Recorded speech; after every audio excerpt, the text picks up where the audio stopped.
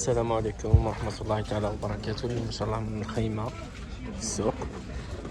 راكم شوفوا الحالة كيفاش هايلة هايلة.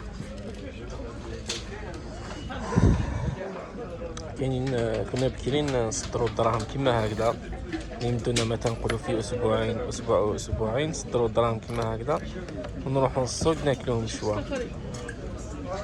خاطر الشوا تاع السوق يعني فيه واحد البنه وحده.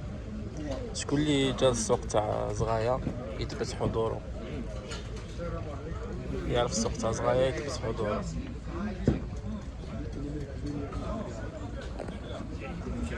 المهم ما تنساوناش يا جماعه بالدعم ديال البارطاج وسبسكرايب.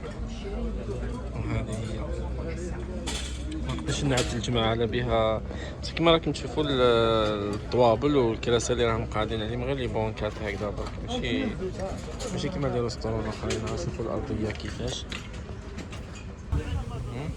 الناس راهي بدات تهز في الاخرين، يبيعوا شويه القش هكذا، بس هي بدات تهز نورمالمون.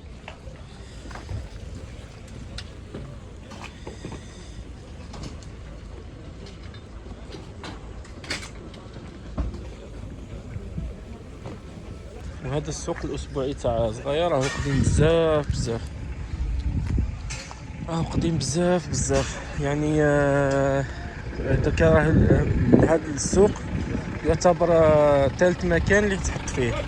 تحط المره الاولى في بلاصه يعيطوا لها بوجرار، ومن بعد بدلوا لواحد البلاصه جايه في الدخله، وعاودوا هذيك البلاصه داروا فيها لي باتيمون، وعاودوا فتحوا هذا، زادوا داروا هذا فتحوا هذا جديد.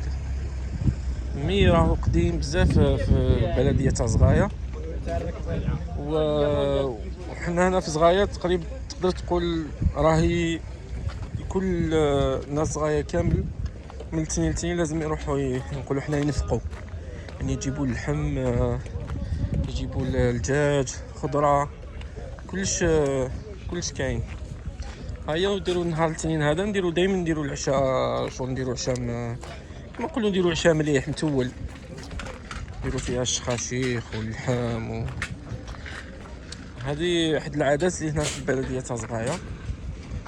ودغ لي ولايه ميلا كامل ما كانش اللي ماهوش يجي لهنايا لهذا السوق. وحتى الاسعار فيه هنايا الاثمان يعني مليحه. كما درك شريت دجاجه ب80، بس الله يبارك تشوف هذا ما شاء الله. كنوصلوا ان شاء الله للدار بالك نديروا فيديو نعطيك المشتريات اللي شريتها من السوق. صحيح لاباس عليكمش؟ شوف الله يبارك، الله يبارك ان شاء الله.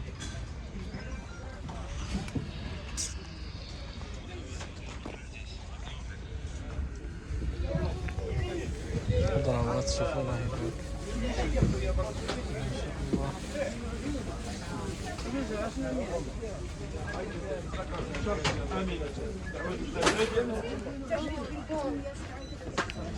تخرج ويتباع. وهذا تاع الزرع